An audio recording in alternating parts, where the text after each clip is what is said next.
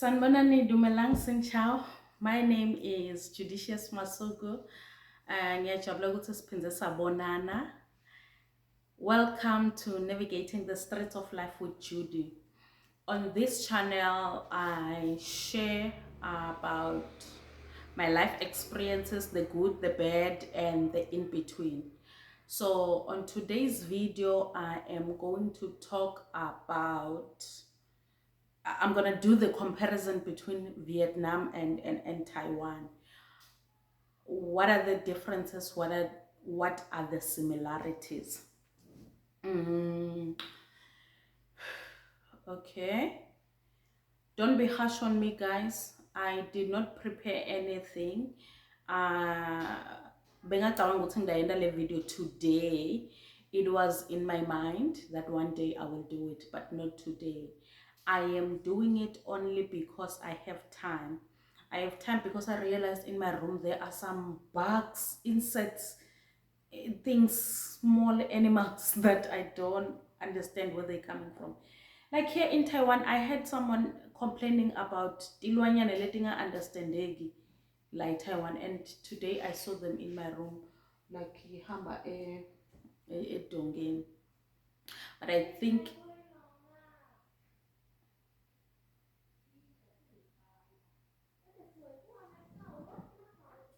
let me close the door because people are talking. Oh, okay. So yeah, ngisprayile ke erumini and then I have to be outside for some time. Now,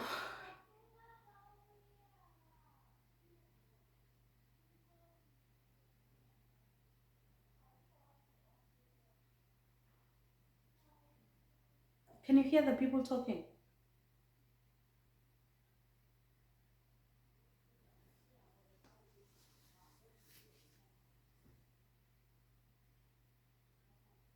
Okay, fine, we can continue. I don't think you guys can hear them now. Differences between Taiwan and Vietnam. Let me first say that Vietnam was my first, it's the first country I taught abroad. My mind was still closed, and even like I did not do a thorough research. I was just excited that I am going abroad. I'm going to experience a new thing, a new life. So I went there with a closed mind. That is to say that I did not explore and experience much. I kept indoors. It was work indoors, and then I'll only go out with my one friend and her family.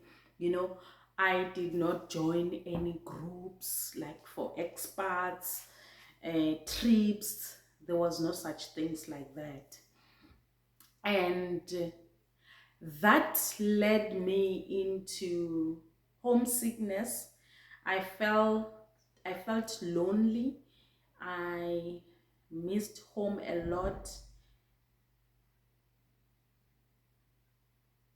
There were days where I would cry in my room because I miss my daughter and I miss my family and the food in South Africa. So I'd say going to Vietnam, I was ill prepared. But okay, now let's come to what are the similarities. Let's start with the similarities. The similarities are, okay, the similarities are both countries, it is safe to live there. Like, there's no place that is 100% safe, but it's closer to that. Vietnam is super safe. Like, I would sleep with my door not locked, and it's hot there. It's hot and humid sometimes. So I would sleep with my door open sometimes, and there's nothing that's gonna happen. Free, I would leave the house sometimes at 10 to go look for something to eat. So both countries are super safe, like safe, safe, safe, safe, safe, safe. Ayikho lento lefana se-South Africa ukuthi usaba ukuthi they will take your bag or housebreaking or hijacking. No, no, no. It's not a familiar thing here. So it seldom happens.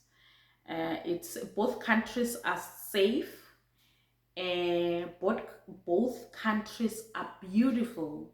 Taiwan is an island. Vietnam is also along the coast.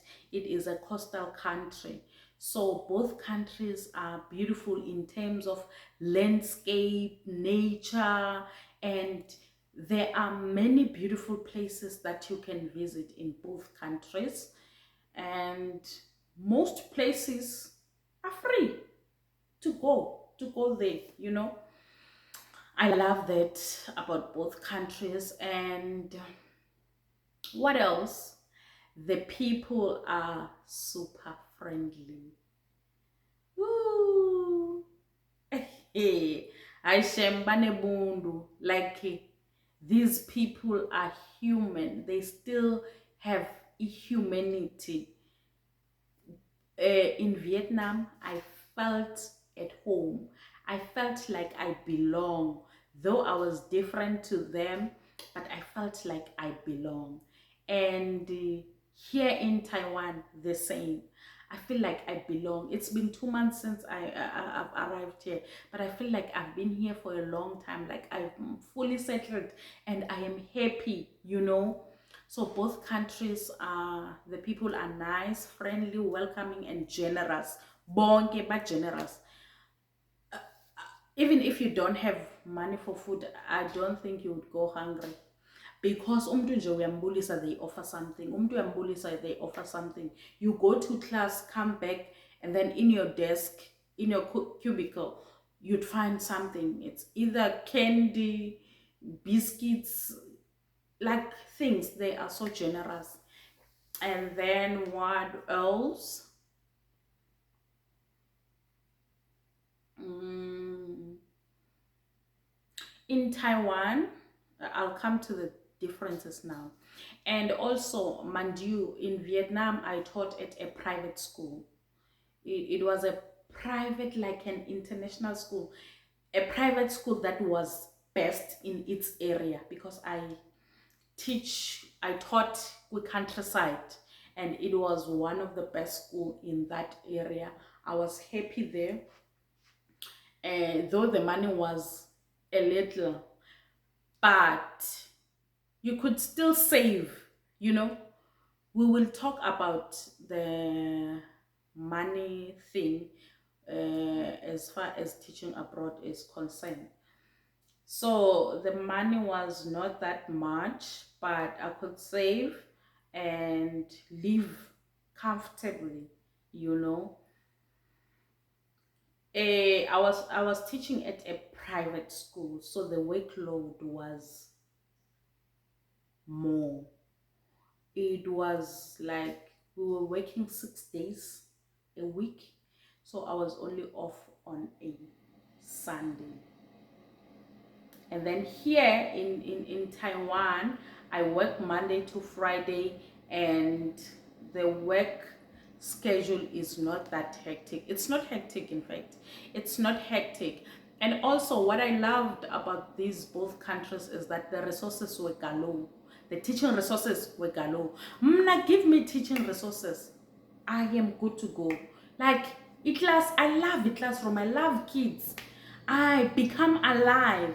Even so, people who've seen me teaching and then meet me outside, they're like, the other day, the principal went to observe my lesson, and he was shocked because the person he saw there is a different person than the one in the staff room and outside. When it's me and the kids in the room, I become alive. Like, Guys, and phela mina I'm a performer. Like, I'm an artist, though my art is more inclined into words and literature, but I am an artist. I can perform. Like, I can wear the shoe, the teacher shoe, you know. And the most thing about the so yeah, bengithini konje yabona, not preparing it makes us lose the train of thought. But I understand I'm prepared. I'm just but okay, I hope you are going to get something. And then I was talking about, so in terms of work, the schedule was hectic in Vietnam, and here in Taiwan it's more relaxed. I have more time for lesson preparation, for my admin work. Even the admin work is not a lot like in my home country. It's not a lot. Hey, nama baksa khona nala. Yeah. Okay. And then what else? Inconvenience. Vietnam ngiyayithanda. So all the good things, even if they don't belong there, I will give it to them, you know. So inconvenience, let's say Taiwan, like guys, you can send parcel via 7-Eleven, Family Mart. It's so convenient. It transport, public transport system. I've mentioned in one of the videos that there's a high-speed train, there's a normal train, there are buses, and the train goes district to district. So my communities last wabita in my district, yabo, district to district there is a train, but in my district there's no train. There are buses.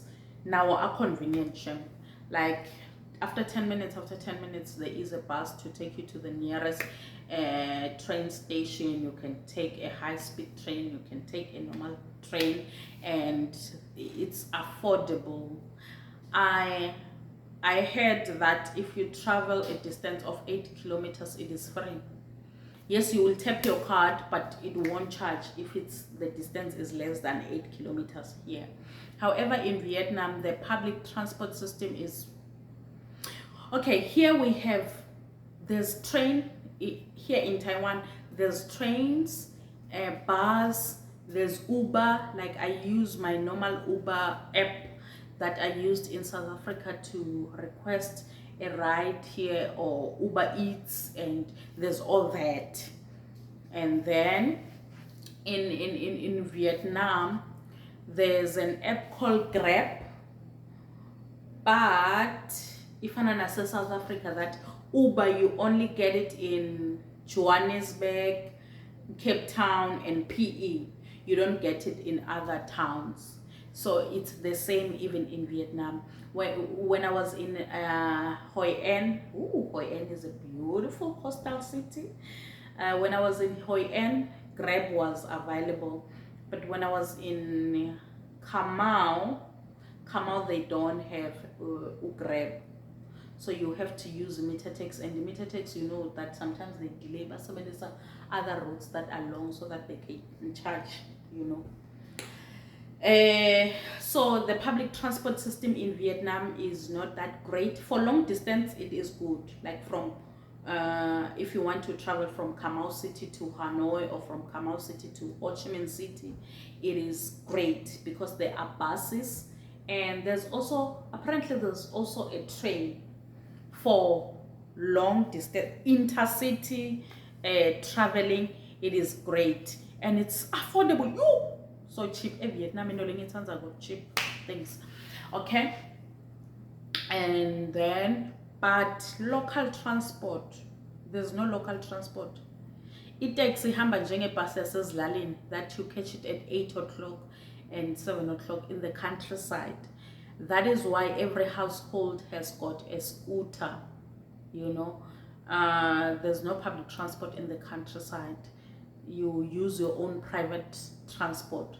And also in Vietnam, cars are not famous, guys. Like, there are not a lot of cars. They have big roads, bigger than ours. But I challenge you to Google the roads in Vietnam, or say the roads in Ho Chi Minh City of Vietnam or Hanoi. You will see they've got like big roads.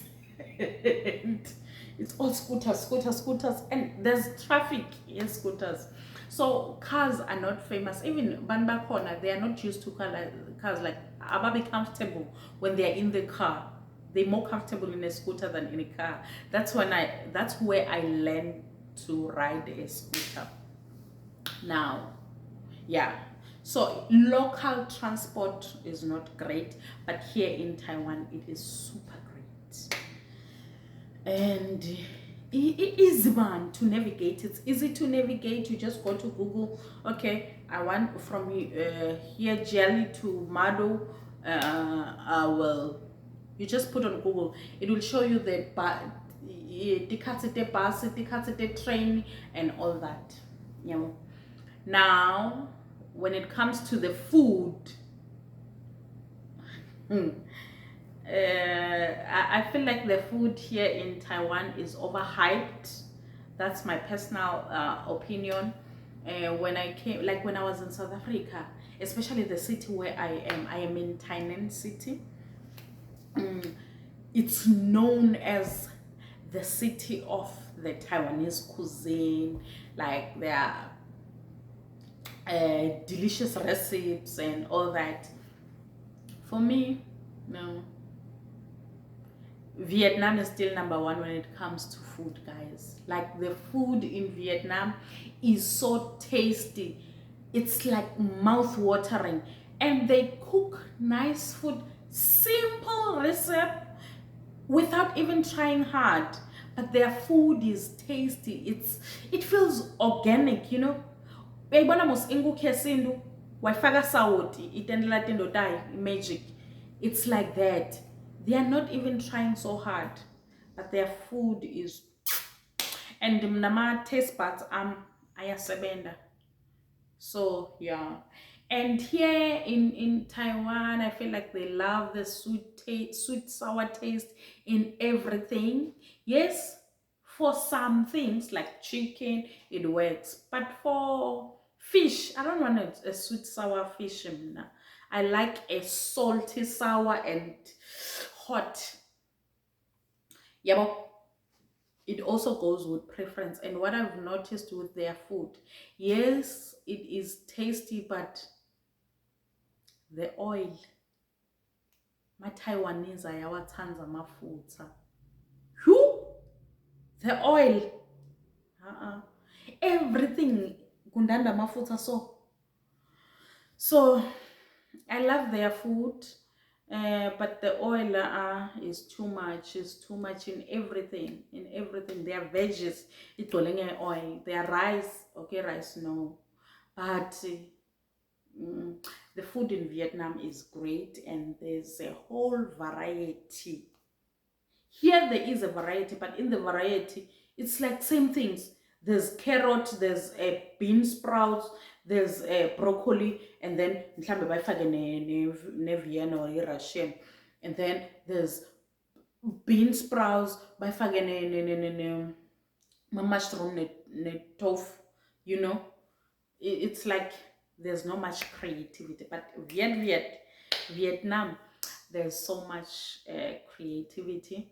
And then when it comes to salary, his salary in Vietnam is lower than in Taiwan. However, Taiwan is surprisingly expensive, you guys. I did not expect that things were gonna be this expensive here in Taiwan. Taiwan is more expensive than in South Africa. Yes, you heard me right. It's more expensive than in South Africa. 2 liters of milk here, you get it for 100 and something rand. Just 2 liters of fresh milk. You roll on, you get it for like 100 and something nine. The money is a lot, but also the cost of living is high. And then in Vietnam, the money is not that great, but also the cost of living is yo kushipile Vietnam, guys. Hey, I didn't know shipile shem lapha. Cost of living shem is still low. I don't know now after COVID, because COVID has changed everything. It feels like we don't know how life was before 2019, before 2020. So, but when I was there 2019, it was affordable. Many things were affordable in Vietnam. The cost of living was super low, you know. But even now, I try and check, because I want to go and visit. I try and check the hotels, the transport flights. Uh, it's still not expensive. So yeah, the salary is high here, but the cost of living is also high. Though you were able to save and save a lot of money, but it is expensive. It is easy to spend 2,000 rand. Yeah, so go expensive here. And also, you guys, when you are looking for a job abroad, especially when it comes to salaries, look at the salary and also make sure that you do a research, a thorough research. Hey, mina ngiyafeyila. Inkinga imali has never been a center of my decision, you know. It is only now that I am intentional and I've taken a conscious decision to say, you know what, I have to account on my money, where it goes, how I spend it, and it is only now that I consider the money factor. But before, for me, I would look for, is it free for me to worship God? Am I going to be free to wear whatever that I want to wear? Walk in the street and not feeling like somebody is going to come and grab my bag, you know? Am I going to be free to express my thoughts, my feelings, and who I am nje? So those were the things that I considered. Money was not really a factor, but now it is. So to you, I am saying, compare your salary and also the cost of living. For an example, let's take you teach in Thailand. Thailand, we know that it's the country le bhadala kancane. If ufuna salary le, it's even less than the South African salary. At Thailand, asithi you work at Thailand, you get paid 20,000, and you work in Kuwait, you get paid 40,000. You find out that in Kuwait the cost of living is high. Thailand is super cheap also, like Vietnam. So in Thailand, with 8,000, you are able to live a luxurious life. Like 3,000, if especially if the school gives you accommodation, now 8,000 you live like a luxurious life, and then you are left with 12,000. You will save 12,000 rand. And then in Kuwait, you get paid. Kuwait is expensive. You get paid for the 40,000, and you find out that the cost of living will cost you maybe 20 something thousand. You see, you're still gonna be able to save like 15,000, 16,000, or 14,000. So there's no much difference. You are getting this salary, and then your cost of living is taking this. You are left with this. And then here you are getting this salary, and the cost of living is this. You are still left with this. So you must look at those things. Don't be too excited ngale amount lo ibona salary, but what is it that you're gonna be spending it on, and how much does it cost per month, you know?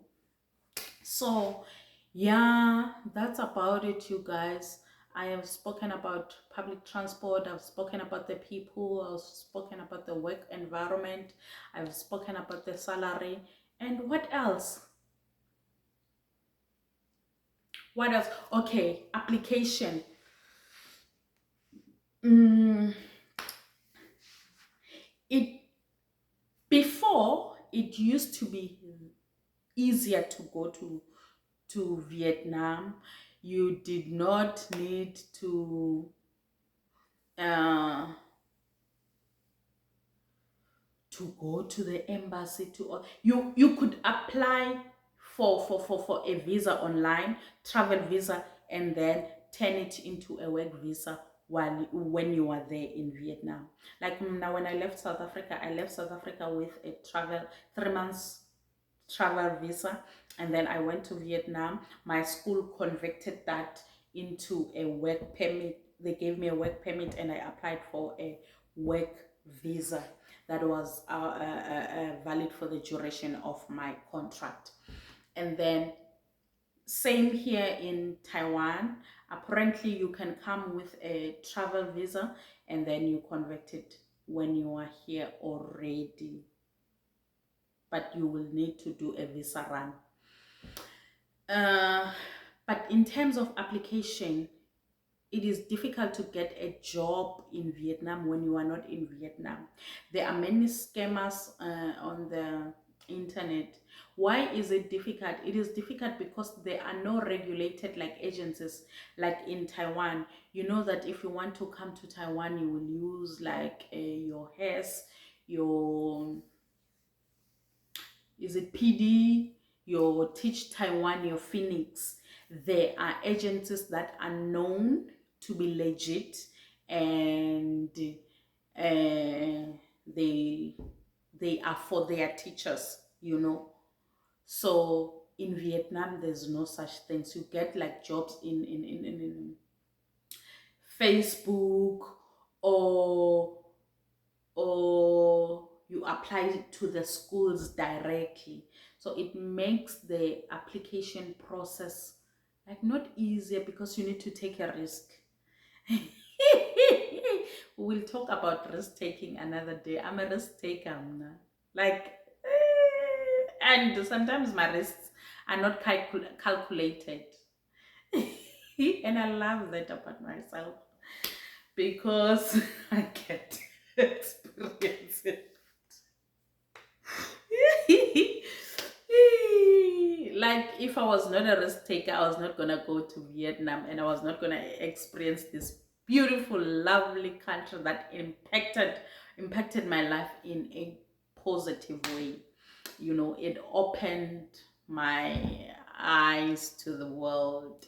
Now my lenses are wide and broad. So yeah, it's easier to come to Taiwan because there are agencies that are well known and they are reliable. But in Vietnam, there's no like proper agencies or programs that you can apply through. Because you know, with South Korea, there's your Epic, your Wara Wara Wara. With Japan, there's Jet, and then with Taiwan, there's Clear, and there are agencies who runs that program. And then Vietnam, ifana ne China, there are agencies, but they are not known and they are not regulated in terms of like yatiwa vele ukuthi if you want to go to this country, you need to go via, you know, via. And yeah, Taiwanese people are more open-minded than than Vietnamese. Vietnamese, I remember when my first time teaching kindergarten, when I got into the class, all the learners like they cry and ran away. I don't know whether they thought I was an animal or what. And I've realized that I was the first black person in that